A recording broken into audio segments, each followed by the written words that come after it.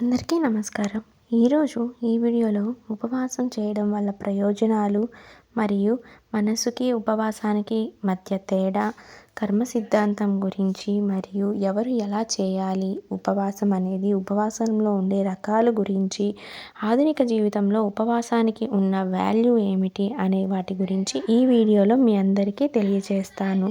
ఈ వీడియో మీ అందరికీ నచ్చినట్లయితే లైక్ చేయండి మరియు షేర్ చేయండి. తప్పకుండా సబ్స్క్రైబ్ చేసుకొని పక్కనే వచ్చే బెల్ సింబల్ని క్లిక్ చేయడం ద్వారా నేను పెట్టే ప్రతి ఒక్క ఆధ్యాత్మిక విశేషం కానీ, ఆధ్యాత్మిక కథలు కానీ మీ వరకు అందడం జరుగుతుంది. ఇక ఆలస్యం చేయకుండా వీడియోలోకి వెళ్ళిపోదాం. ఉపవాసం అంటే ఆకలితో ఉండడం కాదు, శరీరాన్ని కష్టపెట్టడం కాదు, ఇంద్రియాలపై నియంత్రణ, మనస్సుపై విజయం, దేవునితో సమీపంగా ఉండడం. ఉపవాసం అంటే దేవునికి దగ్గరగా ఉండడం లేదా నివసించడం అని అర్థం వస్తుంది. మన ఋషులు ఎందుకు ఉపవాసాన్ని తపస్సుతో సమానంగా చూశారు అంటే, నాలుక నియంత్రణ ఉంటే మనసు నియంత్రణ వస్తుంది, మనసు నియంత్రణ వస్తే ఆత్మవిశ్వాసం అనేది జరుగుతుంది. వేదాల ప్రకారం వేదాలలో ఉపవాసాన్ని శరీర యజ్ఞం అని చెప్పారు. ఆహారం త్యాగం చేయడం ద్వారా మన అహంకారాన్ని త్యాగం చేయడం అనేది అసలు ఉద్దేశం. అయితే కొన్ని పురాణ గాథలు అనేవి విస్తృతంగా మీకు వివరిస్తాను. ధ్రువ మహారాజు కథ అంటే మొదట పండ్లు, ఆకులు, నీరు, గాలి, చివరికి పూర్తి ఉపవాసం. ఫలితం విష్ణువు ప్రత్యక్షం చేసుకున్నారు.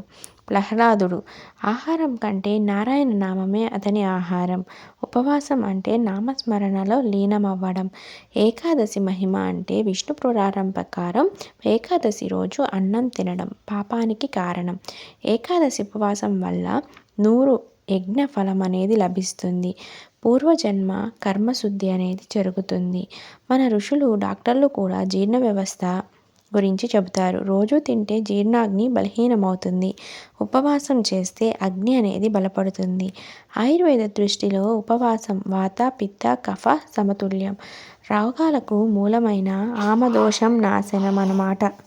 ఉపవాసం చేస్తే కోపం అనేది తగ్గుతుంది, కామం నియంత్రణలోనికి వస్తుంది, అసూయ అనేది తగ్గుతుంది. పెద్దలు ఎందుకు ఉపవాసం పాటించమన్నారు? మనసు శుద్ధికి. ఉపవాసం మరియు ధ్యానం. ఉపవాసంలో ధ్యానం చేస్తే మనసు త్వరగా స్థిరపడుతుంది. కర్మ సిద్ధాంతం ప్రతి భోజనం ఒక కర్మ, ప్రతి ఉపవాసం ఒక శుద్ధి. అయితే అగ్నిలో బూడిద అయినట్లు పాపకర్మలు కాలిపోతాయి. మంత్ర జపశక్తి. ఉపవాసంతో చేసిన ఒక మాల జపం సాధారణంగా చేసిన 10 మాలలకు సమానంగా ఉంటుంది. అయితే ఉపవాసాల్లో రకాలు ఉన్నాయి. నిర్జల ఉపవాసం, ఫలహార ఉపవాసం, పాలు మాత్రమే తీసుకొనడం, ఒక పూట ఉపవాసం, మానసిక ఉపవాసం అంటే చెడు మాటలను మానడాన్ని మానసిక ఉపవాసం అని కూడా అంటారు. అయితే ఎవరు చేయాలి అంటే ఆరోగ్యవంతులు, భక్తి ఉన్నవారు చేయాలి. ఎవరు చేయకూడదంటే గర్భిణీ స్త్రీలు, వృద్ధులు మరియు చిన్నపిల్లలు, తీవ్ర అనారోగ్యం ఉన్నవాళ్ళు వీటికి దూరంగా ఉంటే మంచిది. మానసిక ఉపవాసమే సరిపోతుంది. ప్రస్తుత కాలంలో స్ట్రెస్, టెన్షన్ ఎక్కువగా ఉన్నాయి. ఉపవాసం మనకి ఇచ్చే వరం అనేది ప్రశాంతత, నియంత్రణ, సాత్విక జీవితం. ఉపవాసం ఈ ఒక్క పదం మన భారతీయ సంస్కృతిలో తపస్సుతో సమానం. ఉపవాసం గురించి మనం చేస్తున్న పొరపాట్ల గురించి తెలుసుకుందాం. ఈ రోజుల్లో చాలామంది అనుకుంటారు ఉపవాసం అంటే ఆకలితో ఉండడం, ఉపవాసం అంటే శరీరాన్ని కష్టపెట్టడం, ఉపవాసం అంటే బలహీనత. కానీ నిజం ఏంటంటే ఉపవాసం శరీర బలహీనత కాదు, ఉపవాసం ఆత్మబలము మరియు మనస్సు శుద్ధి. మన పెద్దలు ఎందుకు చెప్పారు? నాలుకను నియంత్రించిన వాడు అన్ని ఇంద్రియాలను జయించిన వాడే అని.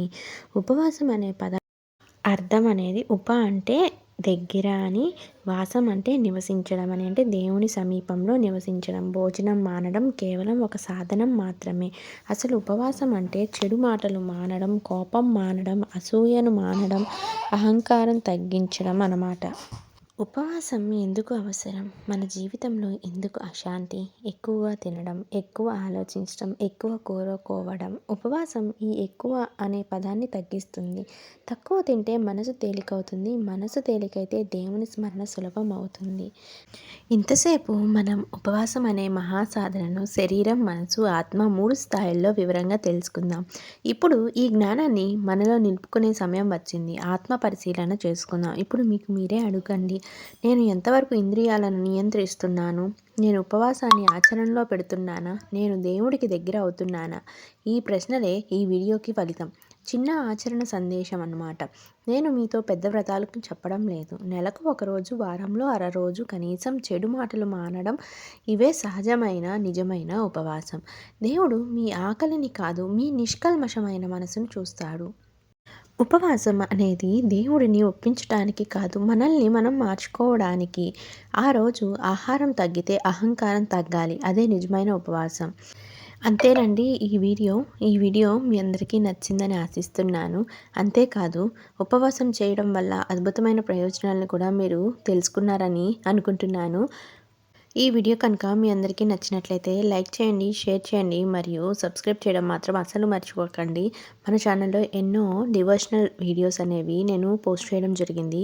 ఇంకా ఎవరైనా మన ఛానల్ని కానీ విజిట్ అవ్వకపోతే ఒకసారి విజిట్ అయ్యి ఆ వీడియోలు కూడా చూసి లైక్ మరియు షేర్ చేయడం మాత్రం మర్చిపోవద్దండి. మీకు ఎటువంటి వీడియో మన ఛానల్ నుంచి రావాలి అని కోరుకుంటున్నారో ఆ టాపిక్ అనేది నాకు కామెంట్ రూపంలో కామెంట్ చేస్తే నేను అది తదుపరి వీడియోగా మీ అందరి ముందు ఉంచుతాను.